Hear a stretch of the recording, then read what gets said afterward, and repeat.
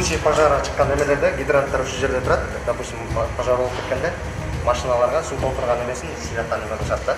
Шайлоо участкасында турабыз.